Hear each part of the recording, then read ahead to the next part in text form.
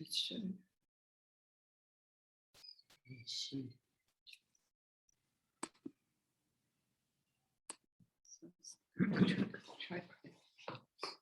Hello, I'm Tom Friedland, president of the Berkeley City Club. I want to welcome everyone to tonight's program. The City Club, for those who are not yet members, is a private club that welcomes non-members to many events, but we encourage people to join the City Club. We're now getting a lot of new members now that we're reopening after the pandemic. The City Club has one of the prettiest swimming pools in California. It looks like the San Simeon pool. If you're not a member who has swum, or if you're a non-member who has never seen the pool, we invite you to come look at it. I want to thank members for their membership for the last year, and I want to encourage anybody who's a Bay Area resident who's not already a member to join. We have one of the best restaurants in the Bay Area at Julia's, which we cater to all preferences. We have curbside dining for those who don't want to come in person and eat there. We have outdoor dining at lunch for those who are uncomfortable eating indoors, and we have indoor dining at dinner. So you have all kinds of options for how to eat at the City Club. Open to non-members. And the meals are open to both members and non-members. If you're not a Bay Area resident, we encourage you to stay at our hotel when you come to the Bay Area. And I'm going to, with that, turn the program over to my wife, Sandy, who's in charge of the arts and culture program for the City Club. Good evening, everyone. Happy to have you all here, and I'm very excited about tonight's topic. It got me thinking about my own online activities in the last week or so. So at the risk of boring you, I wanted to run through the highlights. I attended a funeral in Washington, D.C. I taught 3 English classes to students in Mountain View. I had dinner with our 2 grandsons in Santa Fe. I also did 3 Pilates classes, sweated through 2 weight workouts, ordered books from Mrs. Dalloway's, renewed my driver's license, found recipes for Moroccan salads, and even shopped for a bathing suit. I also upgraded my laptop's operating system via the internet, of course. So without my asking, my MacBook Air now brazenly reports that my average daily screen time last week was 4 hours and 59 minutes, which was down 17% from last week. But that doesn't begin to count the additional hours I spent on my phone, not on calls, but reading the New York Times, checking and responding to email and text messages, and browsing Facebook. And I venture to say that was not an unusual week, particularly since the pandemic started. But what's all this activity on the internet doing to me, doing to you, doing to us? As we're emerging from our COVID isolation and reclaiming at least some of our old routines, how will our online lives evolve? Our 2 guests tonight will explore these questions and more. Both are young enough that they can hardly remember a time when they couldn't get online. To a great extent, their impressive personal achievements would have been far more difficult, if not impossible, without access to the web.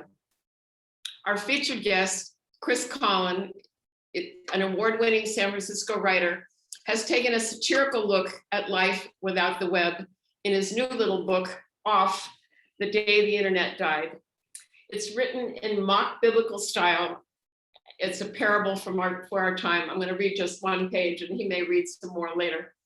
On the day the screen went dark, I took mine old flute down from the closet and gazed upon a cloud that resembled a camel, and played 14-fold rounds of Go Fish with the children, a plague upon them both. Those of you who were with us in December enjoyed Chris's witty conversation with food writer and chef Phyllis Grant. You may also have spotted some of his articles on NewYorker.com and other online publications, as well as in print in, to mention just a few, the New York Times, Outside, Wired, Smithsonian, and Mother Jones, and the 2019 edition of Best American Science and Nature Writing. He's a contributing writer for California's Sunday Magazine and Afar. His eclectic topics have ranged from Obama's Irish roots to endangered noodles. In his book, Blind Sight, Chris wrote about a Hollywood producer's horrific brain injury. He told us how to be scintillating conversationalists in his book, What to Talk About with Your Friends, with Strangers, and with Your Aunt's Boyfriend, Greg.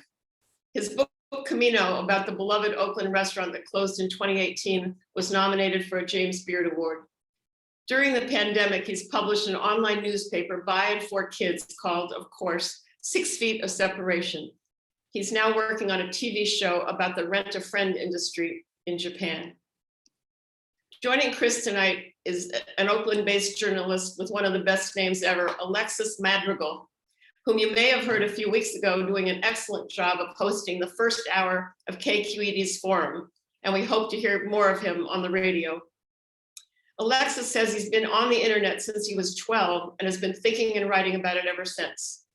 As the tech reporter and editor at The Atlantic, he wrote weekly articles on social networks and Silicon Valley companies and personalities. Occasionally, he veered from his beat onto other subjects, like wealthy people's private firefighters and how the straw is a symbol of what he calls disposable America. In 2011, he published the book, Powering the Dream, The History and Promise of Green Technology. Most recently, Alexis got an eagle-eye view of the pandemic, starting when he co-wrote an influential expose called The Strongest Evidence Yet That America is Botching Coronavirus Testing. It appeared on the Atlantic's website on March 6, 2020. Within a week or so, he had launched the COVID Tracking Project, which he led for the next year. Thanks to the efforts of hundreds of volunteers from all over the country, the project provided the most accurate and comprehensive daily statistics and other information on the pandemic in America. So let's hear what Chris and Alexis have to say about our relationship to the internet.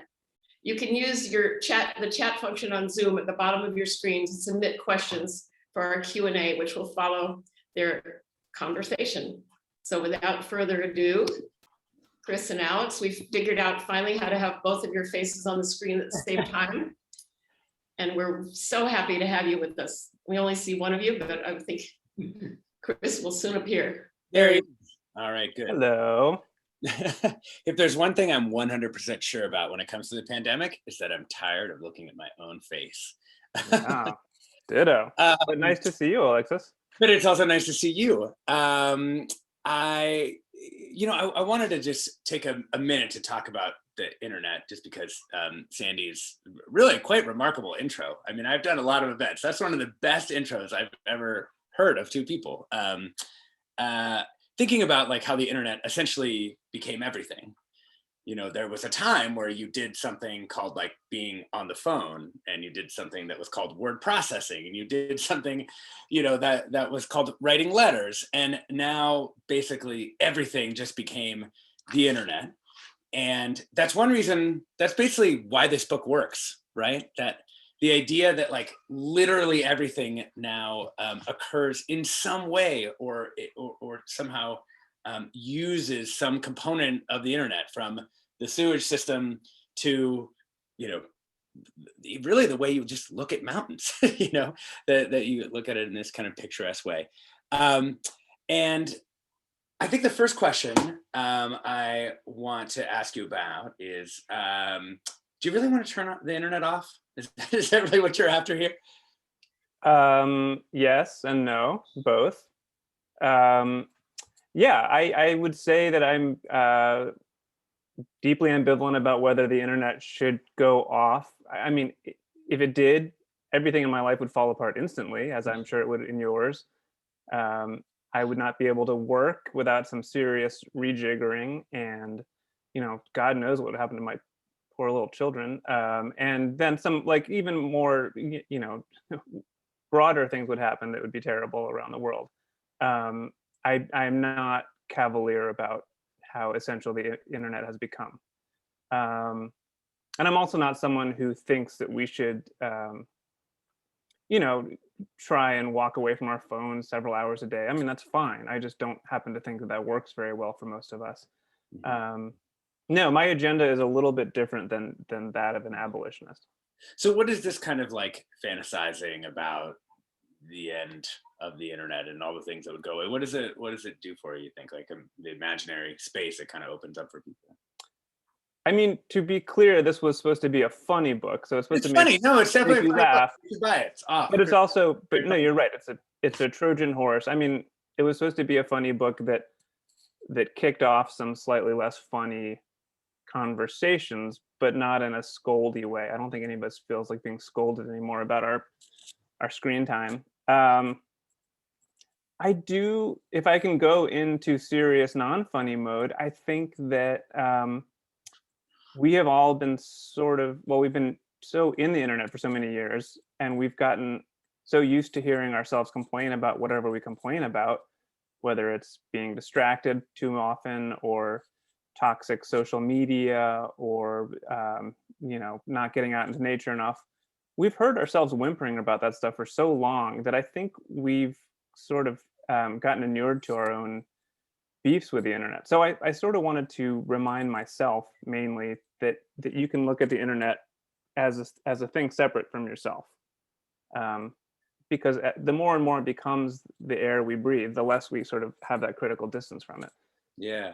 No, and it does. I think, particularly the sort of the Bible parody language does kind of give you some of that defamiliarization with some of these things that you've forgotten, that we just do everything through this medium at this time.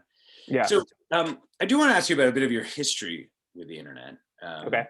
Was there ever a time, say in the late 1990s, when you believed in the internet? Like when you were just sort of like, yes, this is a force for good? I remember the optimistic information wants to be free, down with gatekeepers era of the internet, when it was going to democratize everything and that was going to be lovely.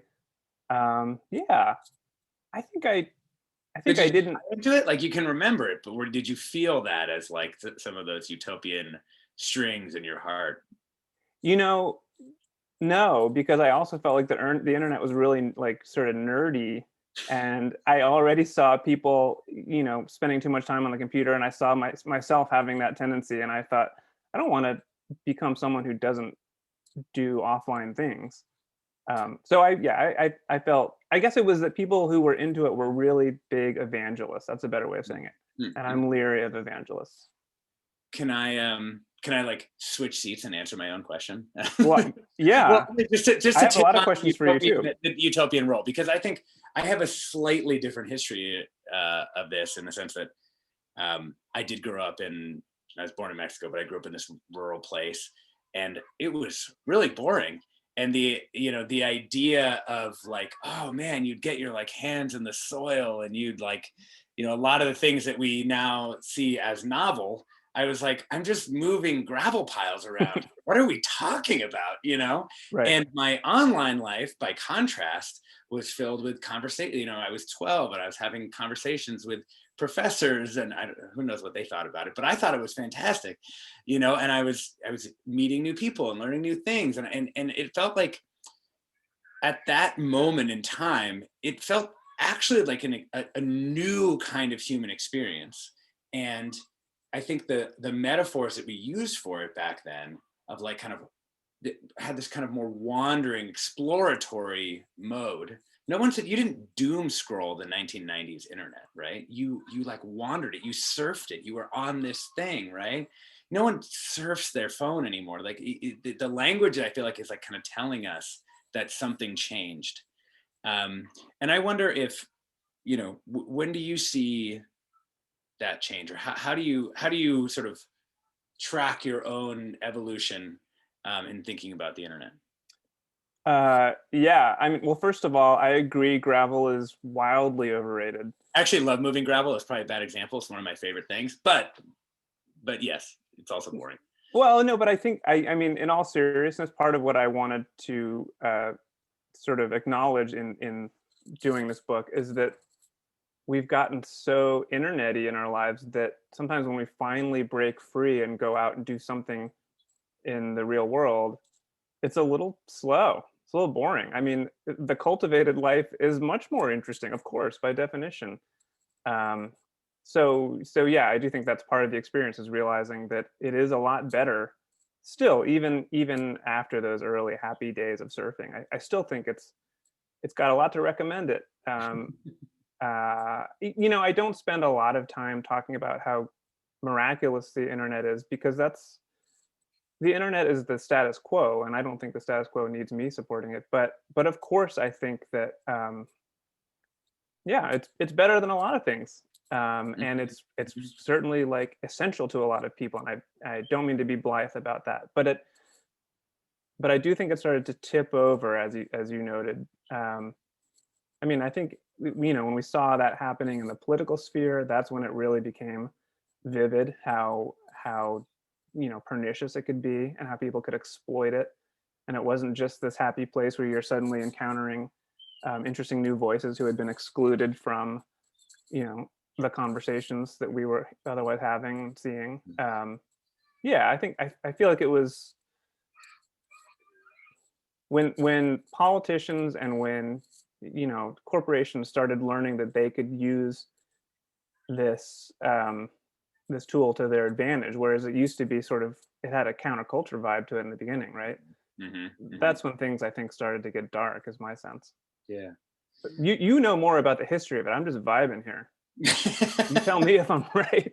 No. I think that more or less that that's what happened. I mean, I think my own periodization would basically be kind of the mid 90s into the dot-com boom and bust, and then kind of like a new, very interesting kind of moment that was sort of led by people like Tim O'Reilly, where there was this idea of the open web, and it was sort of past .com, right? That would kind of be the first period. Then there was sort of this open web time, and then basically starting with the launch of Google and Facebook and and their growth in the early aughts, moving into the iPhone, and then from there, kind of everything is different. To me, that has really struck me as the real inflection point. And I think that part of it is again, just to go back to the title of the book, Off.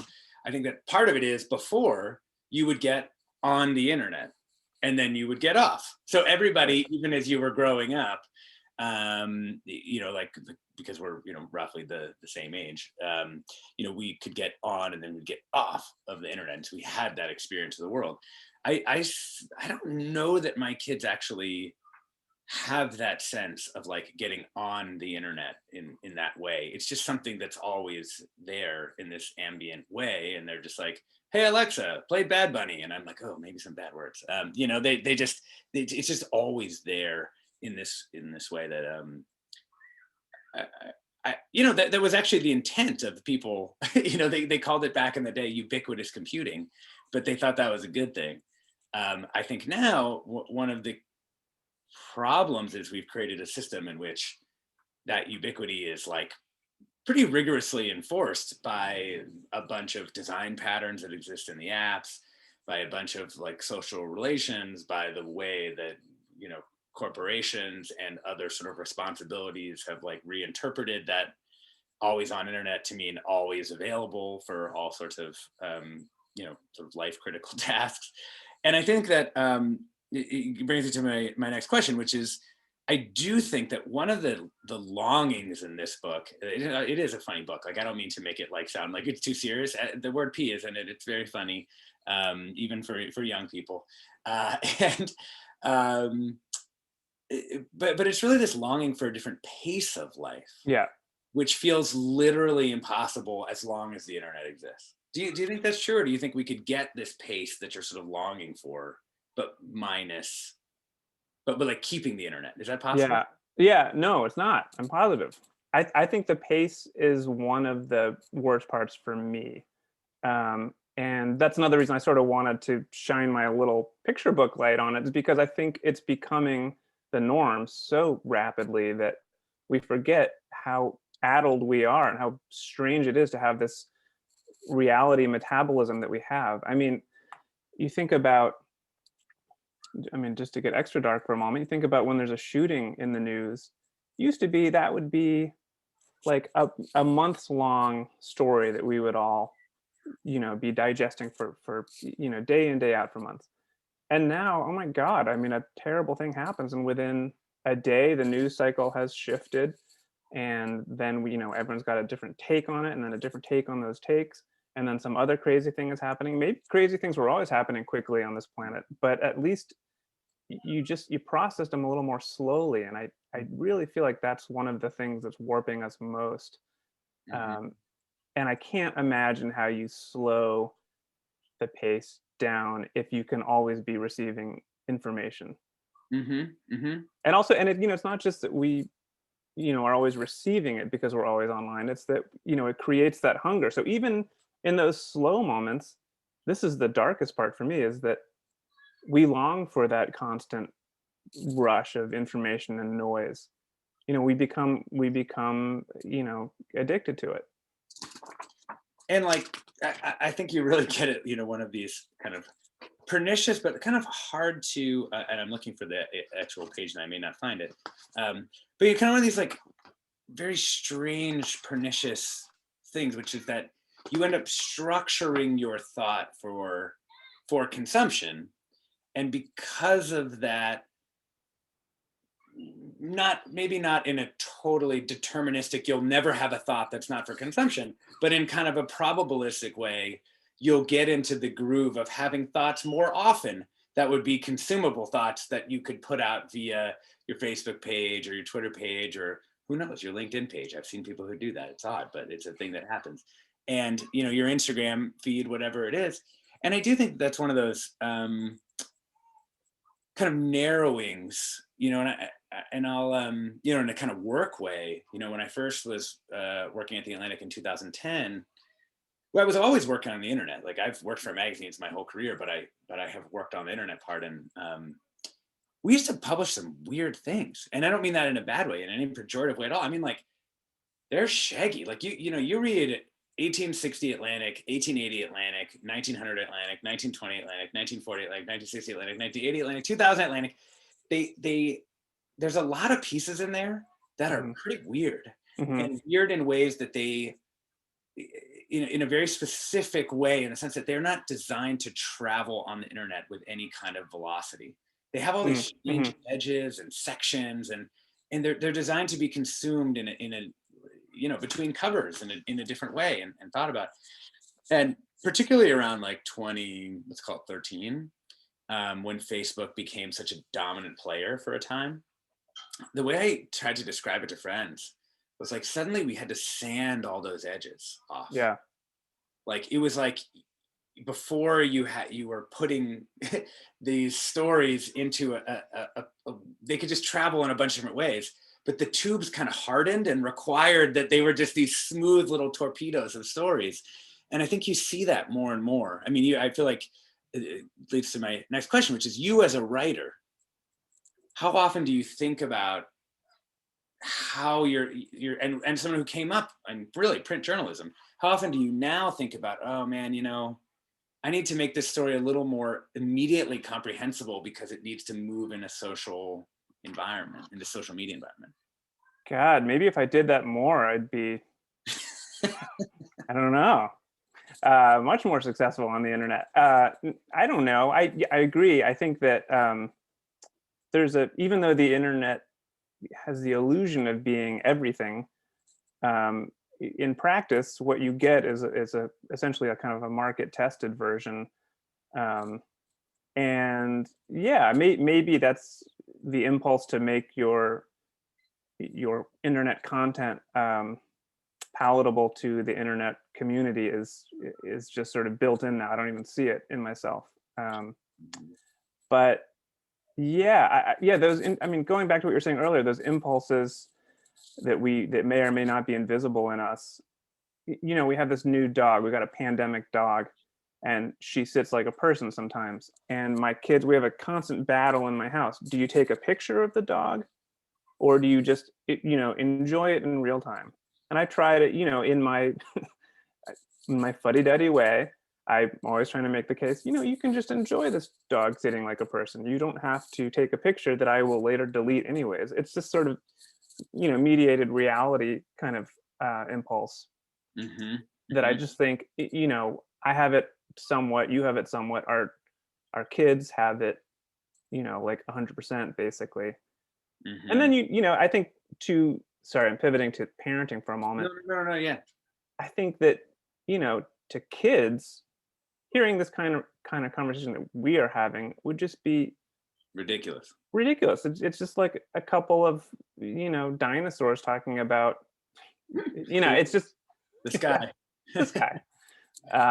Yeah, no, I mean, we have become the gatekeepers of the internet. And I think to someone who's, of a younger generation, they're just like, what are you going on about? It's fine. Yeah, and it is interesting. I mean, I wondered, because you do publish this newsletter for children, really, newspaper, 6 feet of separation.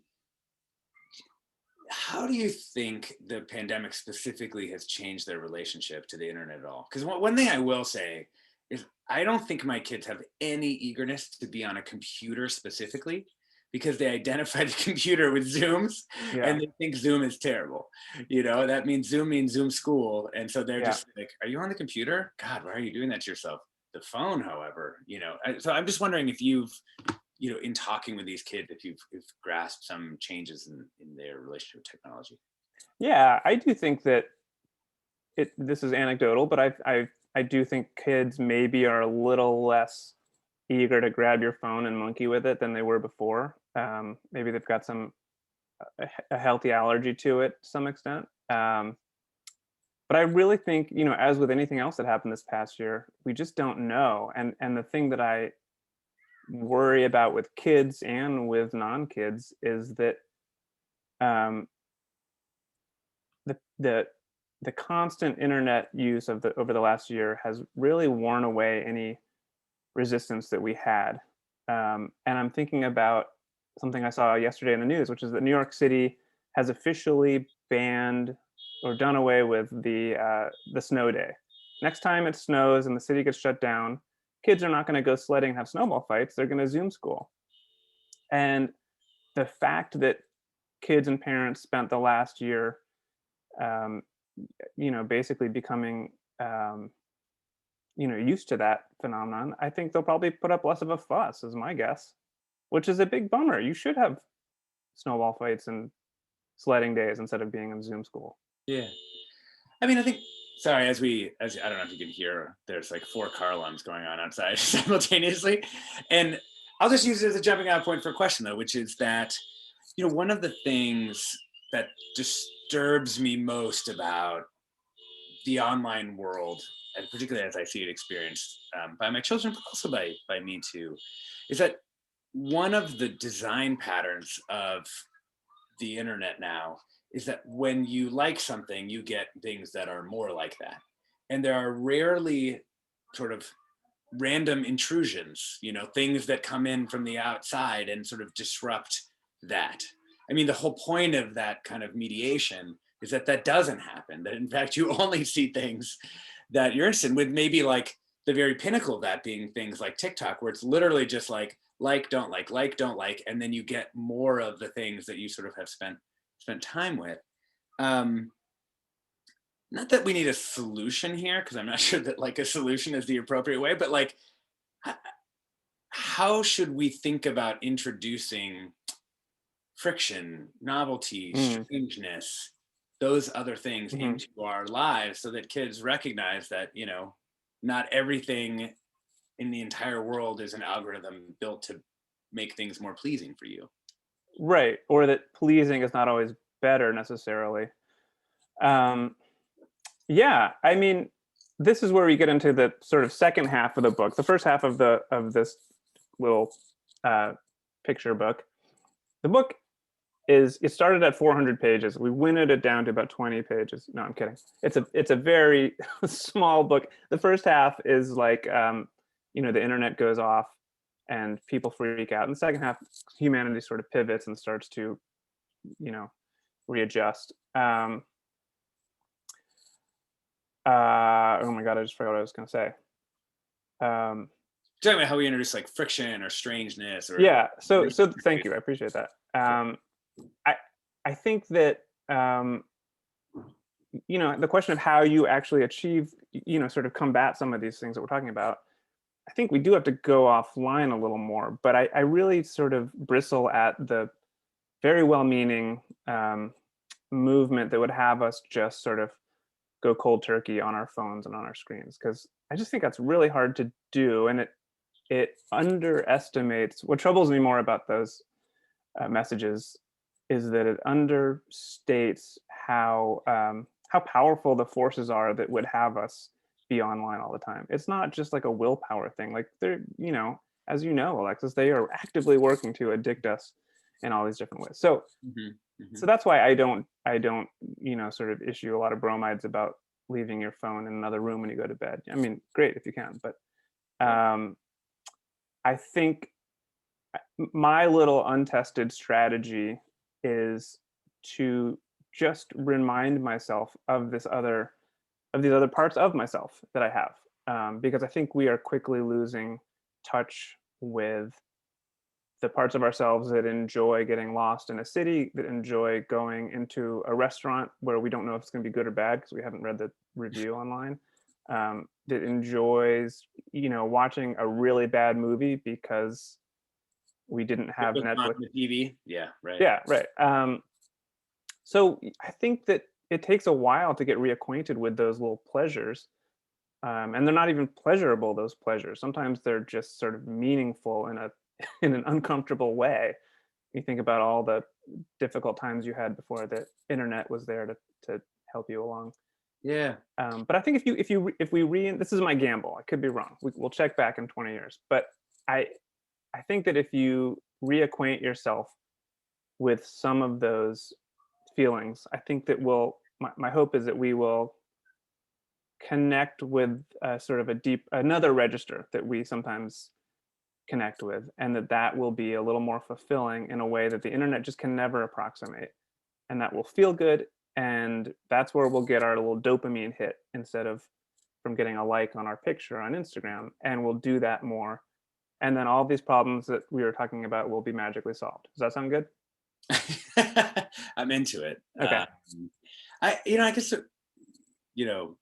another frame that's sort of adjacent to what you're saying that kind of makes me consider is just that I think in modern life there have been these larger movements away from considering what makes a life meaningful and towards this sort of the substrate of a lot of these things, which is like, is this making me happy? Or like, not that that's like a terrible goal, but it's also not been the goal for large chunks of humanity through time. Like happiness wasn't like the number one thing. Right. Or after there was religious sentiment, there was like duty to various types of good and bad things. Right. Yeah, happiness is sort of a new invention, isn't it? Yeah, I mean, certainly, it's up there with like romantic love, which hey, these are good things. They're not bad things. Yeah, but I'm into them. But it's just an interesting, to me at least, like one of the things that would need to happen. Like it's almost like the causality could go in the other way from the book. It's like, what would need to happen so that the internet could go off, right? And there's a few things. I mean, the economic system would need to change, right? In some like extremely important ways. Corporate structure and the relationship to workers would need to change. But probably like the biggest thing to me would be that like the purpose of life would have to be explored in a different way. And there'd have to be a means for people to do that.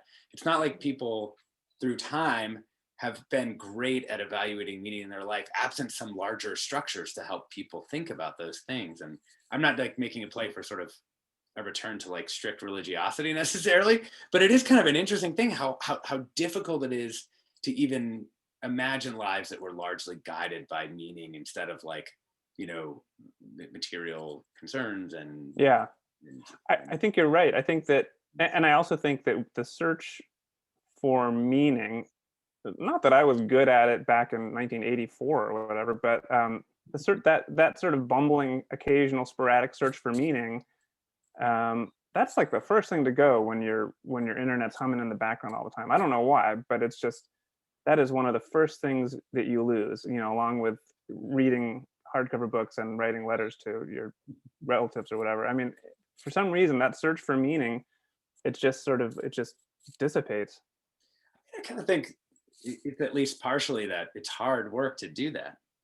I mean, Mm-hmm. it kind of like almost requires, it's kind of like if you're doing a hard yoga pose, apologize for the like extremely East Bay example here, but like you're doing like a yoga pose. And the second it gets hard, you're sort of like, you know what, I'm actually kind of sweaty. I'm going to towel off and I'm going to get a drink of water. I'm just going to like, stretch out a tiny, like, and I think it's like almost that, like the mental modes for people that are hardest involve those kind of circuits. And what do we have opposed to that are these like incredibly well-tuned machines that are just sort of always there beckoning, like, yeah, I know you're anxious because you're not sure if like your life is turning out the way you want. And you could continue to think about that. On the other hand, look at this, and I think it's a really difficult thing to keep the mind focused on some of, the more difficult things. And I don't know, just two random thoughts. I do wonder if like the rise in particularly younger people talking about therapy a lot is kind of a way of kind of signaling that people are hungry for that these kind of deeper moments of reflection. And also plants, because I think the plants they go to that pace idea of like, because plants aren't changing any faster than they changed 100 years ago, which Plants means have not adapted to the internet at all. It's been disappointing. Very disappointing in plant. We've got a couple of questions here, and I am curious to got one from Stephen Borg. Does your writing explore the weaponizing of the internet, for example, malware, interruption of service, holding systems hostage? And then there's the reality that a foreign superpower could take our internet grid and electric grid down as an act of war with real consequences to our modern society. As valuable as that is in our lives, does it also create risk and exposure? Why don't you answer that, and I can maybe give it another answer. I don't get into those specifics, but when I'm in my book, I don't. But when I'm prattling on, in real life about it, that's one of the things I think about. I have a little short list in my head of all the ways that the internet is dangerous or has been used to become dangerous. Weaponizing the internet, I would say that disinformation campaigns around public health is a pretty significant version of that too, or encouraging people to storm federal buildings. Or cultivate weird, dangerous, insidious, ideologies. I think that's another way it's weaponized, not in the same way, but yeah, that's something that I think about a lot. Yeah. What do you think, Alexis? Yeah, well, just like on the tangible risks of physical systems, I do think that there's always been this kind of trade-off in sort of renewable energy, that you want this grid that's like smarter, and usually what smarter means in this case means networked, and what networked means in this case means it's on the internet. And so there has been a lot of the electric grid is actually surprisingly dumb in that sense, but that very dumbness makes it sort of more resilient than you might think. Because mostly the way the power grid works, although this has changed, is basically you turn on the things that are balanced against the grid, and there actually isn't sort of like active control of where the power is flowing in quite the way that might sound. And there actually was like the name for protecting a system in that way is air gapping it, keeping it away from being on the network. And it is kind of telling that many really, really important systems are air gapped in that way, because once something's on the internet, there's always problems. That's exactly what I was going to say, by the way. I was going to talk about air gapping too, but I let you handle that one. I mean, I was attracted to the internet because it was nerdy. Just saying. Noted. Let's see. Sarah Oram asks, so what if the search for meaning is gone missing? Is the point of our lives?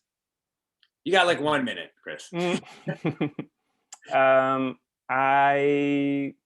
don't think I'm going to take a stab at that.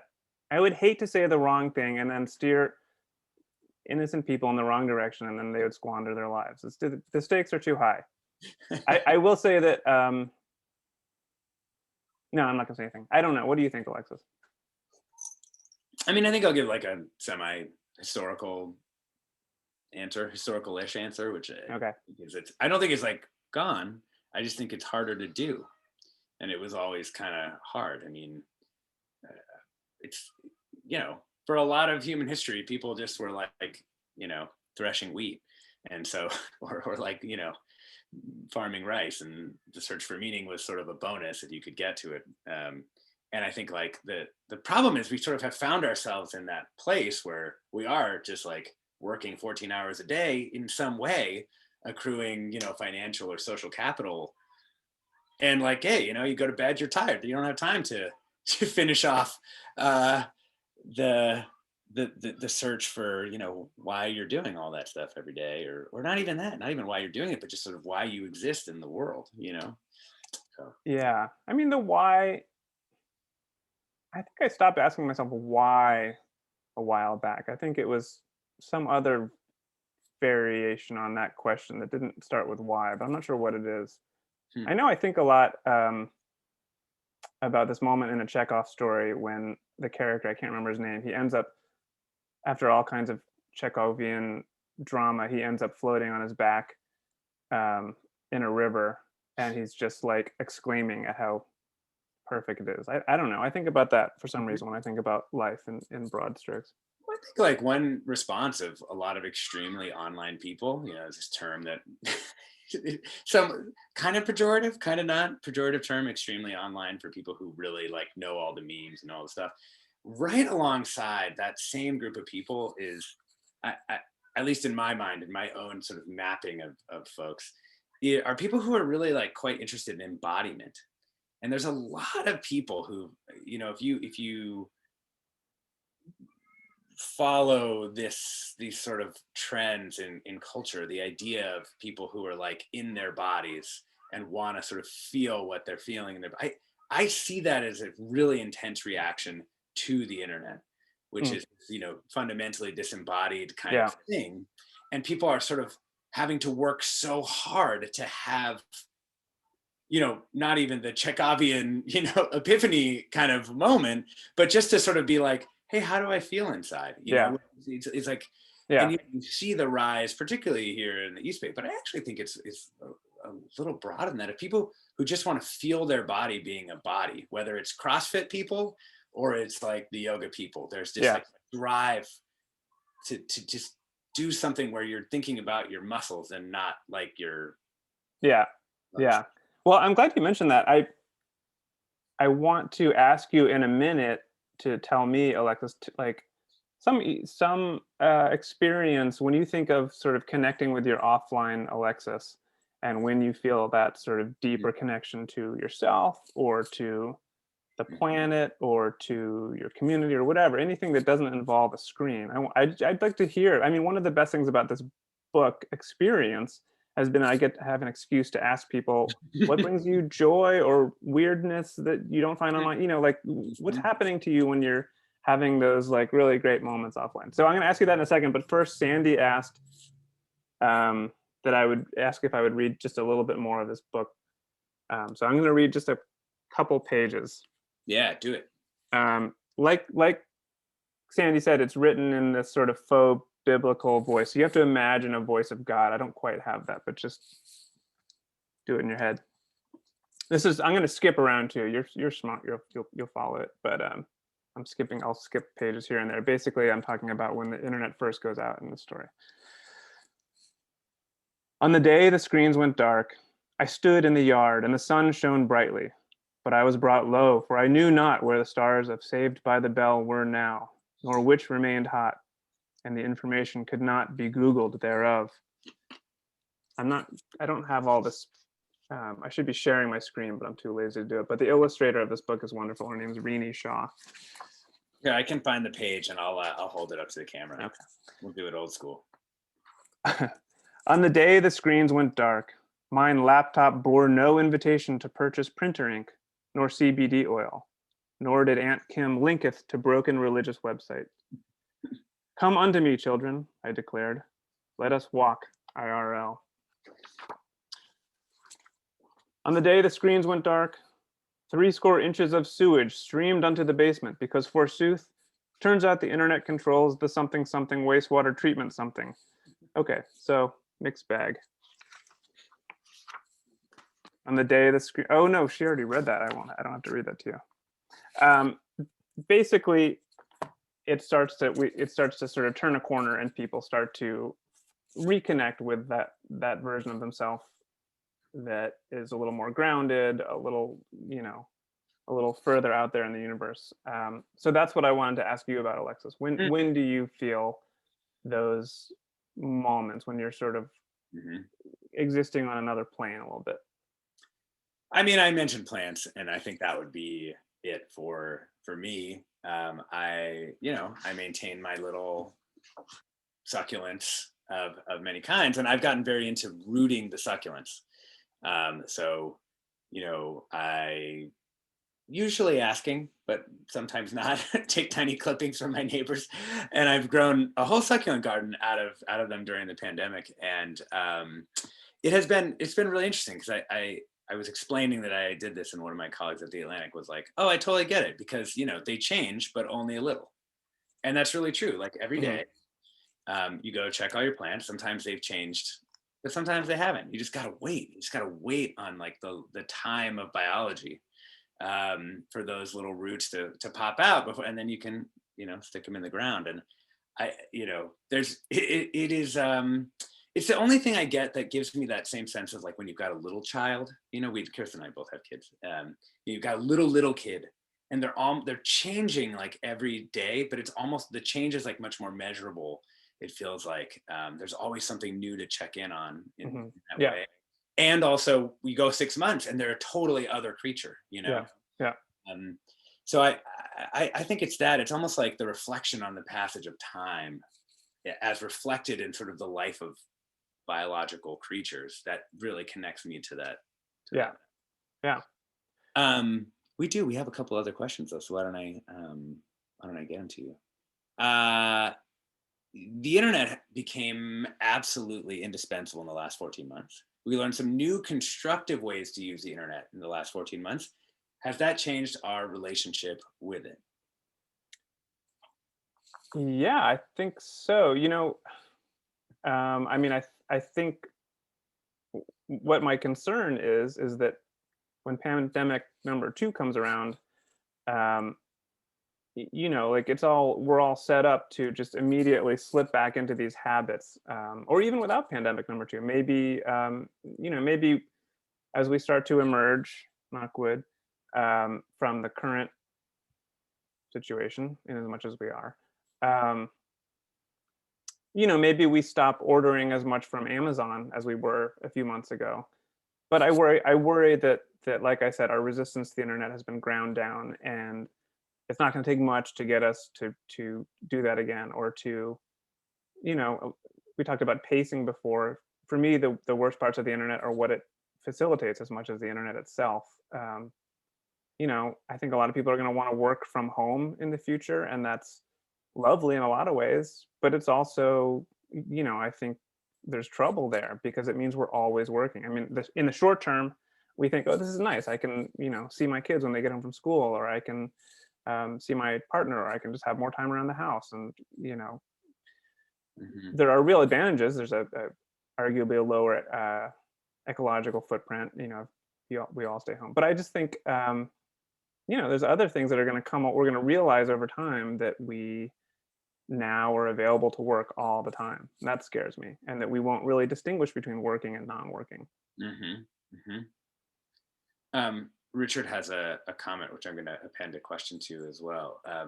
There are similarities here with earlier discussions that occurred after the invention of radio, television, the telephone, probably the railroad. though the ubiquity of the internet certainly sets it apart. Part of the problem is that we have not yet established appropriate social norms for using it properly. Witness the current debate about banning Trump from Facebook.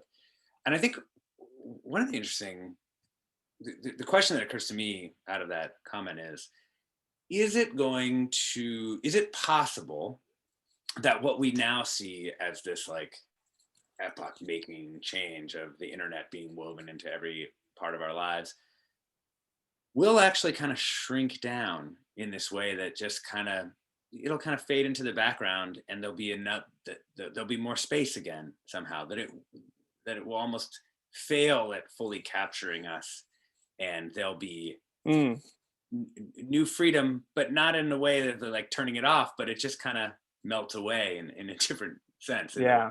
Say, the telephone we don't necessarily think of as being disruptive to social Right. relations, but it's totally and 100% factually correct that it was in fact very disruptive to social relations at a given time.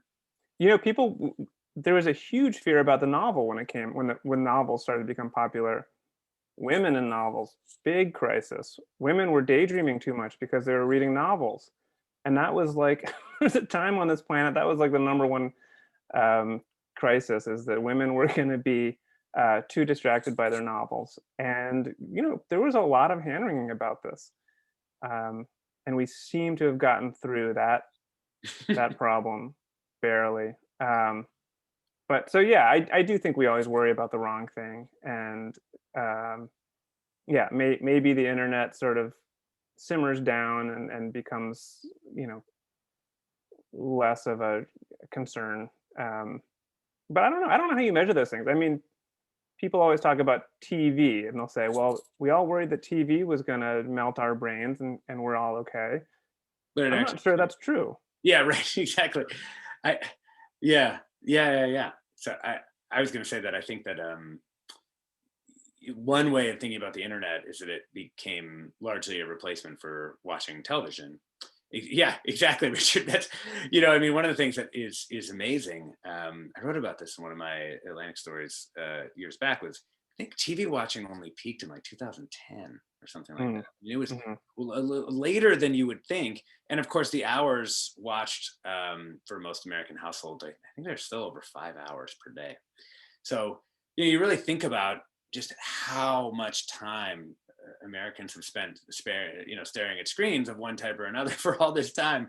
It's like that's kind of what Facebook did for many, many people, was just sort of eat into what was already screen time, which was television time. Yeah. But to say that whenever someone says, look, we made it through that last, technology unscathed, we are very scathed. I mean, we are a species that has brought itself to the brink of annihilation, that has elected, Donald Trump, and, I don't know. There's so many ways that I would say I don't think it's quite time for us to stop worrying. Yes. And on that exactly perfect note, I don't think it's time for us to stop worrying. I think we are just about out of time. Sandy, do you want to come back and say? Well, there's a couple of questions. Sure. In the political dimension, Joe Biden has promised to give us some quiet, and so far seems to be delivering at least a bit on that promise. Should we worry that after 4 years of quiet, voters will crave a return to the Trumpian internet frenzy? Ooh, that's a good question.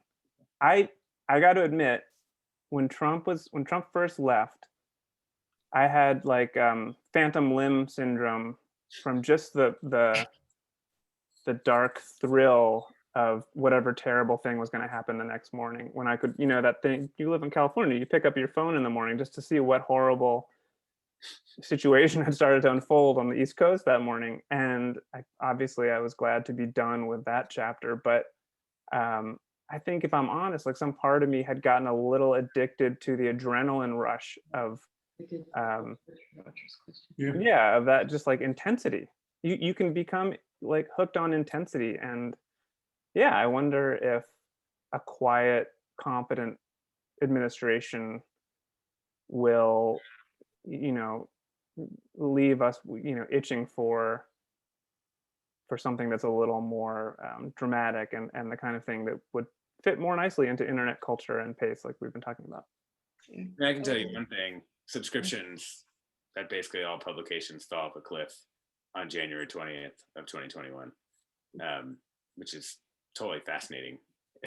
Not necessarily good news, but very fascinating. We've got one last question, guys. Do you worry for the teenagers and younger generation who are constantly attached to their devices? Should we try to limit them, or is it a lost cause? This is something that one of my sons is endlessly fighting with his 14-year-old about, just nonstop. He went so far as to turn off the internet in his house at 9 o'clock every night. Yeah, there's not a right answer to that one. I think we parents probably worry a little too much. I do think that teenagers, I've seen evidence that they're better than us at managing their devices. I think digital natives are a little, I don't know, maybe they're not as like freaked out and not as captivated by them. I don't know. They have like a sort of a gentler relationship with them. I'm trying to put a positive spin on it. I spend my other half of my time worrying incessantly about the younger generation and screens. But I don't think shutting it off at a certain hour that's just gonna blow up in your face, like every parenting thing we do. Yeah. All right, guys. We can't thank you enough for this interesting conversation. It's great to be able to see both people at the screen at the same time. We've got that down now. And we hope to see you at the City Club and in bookstores and hear a lot more from you. And the book is available at Mrs. Dalloway's locally, and I'm sure local bookstores everywhere else that people are tuning in from. So thank you again, and good luck with your next endeavors. Thank you so much for having us. Nice to see you all, the little squares of people out there. Yeah. Thanks, Alexis. Thank you, Chris. I'll meet you here in 20 years. Yes. Is that when my book is coming out? That's probably true, actually. All right. Good night. All right. Karen. Bye. Thank you. Bye.